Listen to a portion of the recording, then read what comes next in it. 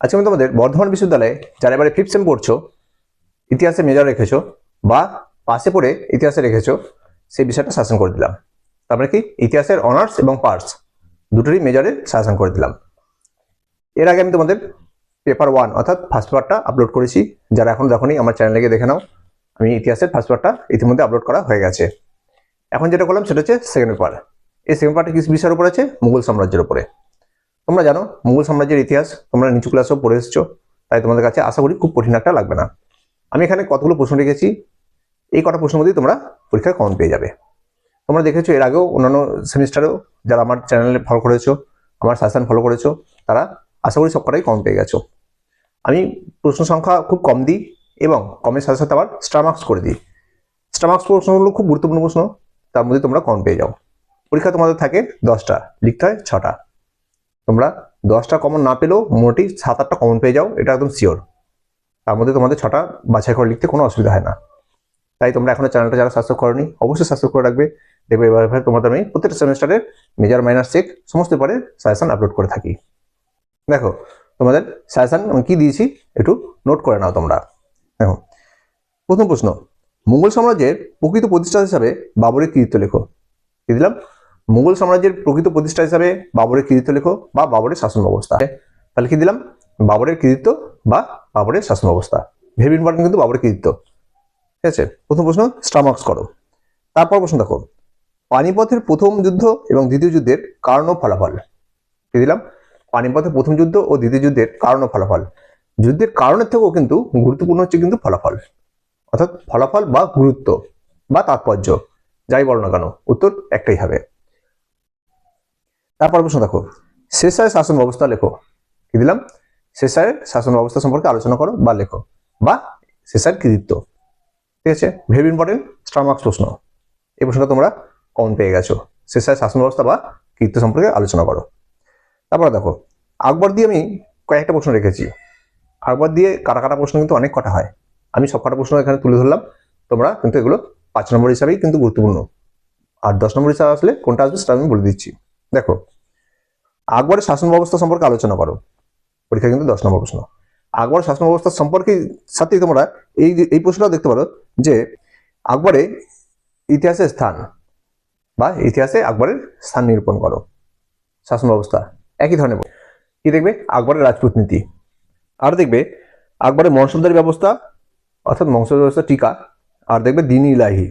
ঠিক আছে, তাহলে আকবর দিয়ে কি কি দিলাম? আকবরের শাসন ব্যবস্থা, আকবরের ইতিহাসের স্থান, শাসন ব্যবস্থা ইতিহাসের স্থান একই বা কৃতিত্ব একই প্রশ্ন। আকবরের রাজপুত নীতি, আকবরের মনসবদারি ব্যবস্থা এবং দিন ইলাহি, এগুলো কিন্তু সব 5 নম্বর প্রশ্ন হিসাবে।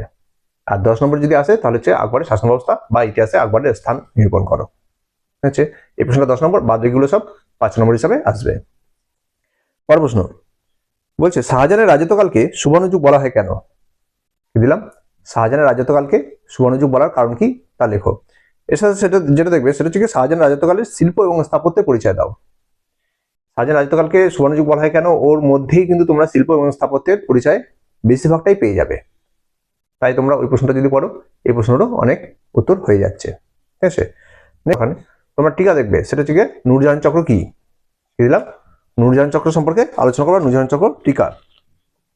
এরপরে দেখো, ঔরঙ্গজেবের দাক্ষিণাত্য নীতি আলোচনা করো। কি প্রশ্ন দিলাম? ঔরঙ্গজেবের দাক্ষিণাত্য নীতি। আর একটা দেখবে সেটা হচ্ছে গিয়ে মুঘল সাম্রাজ্যের পতনে ঔরঙ্গজেবের ভূমিকা কতখানি ছিল। সাম্রাজ্যের পতনে ঔরঙ্গজেবের ভূমিকা কতখানি ছিল। নেক্সট প্রশ্ন স্টার মার্কস প্রশ্ন, শিবাজির শাসন ব্যবস্থা সম্পর্কে আলোচনা করো। কি দিলাম? শিবাজির শাসন ব্যবস্থা, শিবাজির শাসন ব্যবস্থা সম্পর্কে আলোচনা করো। নেক্সট প্রশ্ন স্টার মার্কস প্রশ্ন, মুঘল সাম্রাজ্যের পতনের কারণ লেখো। কি দিয়েছি? মুঘল সাম্রাজ্যের পতনের কারণ কি তা আলোচনা করো। নেক্সট প্রশ্ন দেখো, পলাশী যুদ্ধের কারণ ও ফলাফল আলোচনা করো। স্টার মার্কস প্রশ্ন।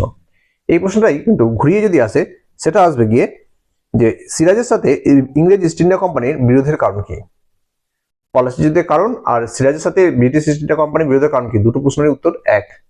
তাই তোমরা এটা যেভাবেই আসুক না কেন উত্তর কিন্তু একই লিখবে। এরপরে মুঘল সাম্রাজ্যের বা মুঘল যুগের শিল্প স্থাপত্যের পরিচয় দাও। মুঘল যুগের শিল্প স্থাপত্যের পরিচয় এবং ব্যবসা বাণিজ্যের পরিচয় দাও। ঠিক আছে, তারপর প্রশ্ন, মুঘল যুগে নারীর অবস্থান নিরূপণ করো। মঙ্গলযুগে নারীদের অবস্থান নিরূপণ বা পরিচয় দাও। স্টার মার্কস প্রশ্ন, মঙ্গলযুগে নারীদের অবস্থান। আর একটা টিকা দেখবে, সেটা হচ্ছে জায়গাদারি সংকট বলতে কি বোঝো। দিলাম জায়গাদারি সংকট বলতে কি বোঝো, এটা 5 নম্বরও আসতে পারে, আবার এটা কেটে হয়তো 2 নম্বরও করতে পারে। তোমরা এটা লাস্ট দেখে রাখবে, জায়গাদারি সংকট বলতে কি বোঝো, বা জায়গাদারি সংকট টিকা লেখো। ঠিক আছে, এই হচ্ছে তোমাদের ইতিহাসের সেকেন্ড পেপার, 5th সেমিস্টারের ইতিহাস সেকেন্ড পেপার। আমি এর আগে ফার্স্ট পেপার আপলোড করেছি, যারা এখনো পাওনি হাতে তারা আমার চ্যানেলে গিয়ে দেখে নাও যে আমি ফার্স্ট পেপারে কি প্রশ্ন তোমাদের জন্য রেখেছি। খুব কম প্রশ্ন রেখেছি, আর ফার্স্ট পেপারে যে কটা দিয়েছি সে কটাই তোমাদের স্টার মার্কস প্রশ্ন। এরপর আমি কয়েকদিনের মধ্যে থার্ড পেপার আপলোড করছি, তোমরা চ্যানেলটা সাবস্ক্রাইব করে অবশ্যই পাশে থাকো। দেখবে তোমরা প্রত্যেকটা সেমিস্টারের এইভাবে মেজর মাইনাস চেকগুলো হাতে মুঠে পেয়ে যাচ্ছ। আর তোমরা ভিডিওটা বেশি বেশি করে বন্ধুদের শেয়ার করবে, যাতে বন্ধুরাও এই প্রশ্নগুলো হাতে মুঠে পেয়ে যায় এবং পরীক্ষার সময় যাতে না অসুবিধা হয়। দেখো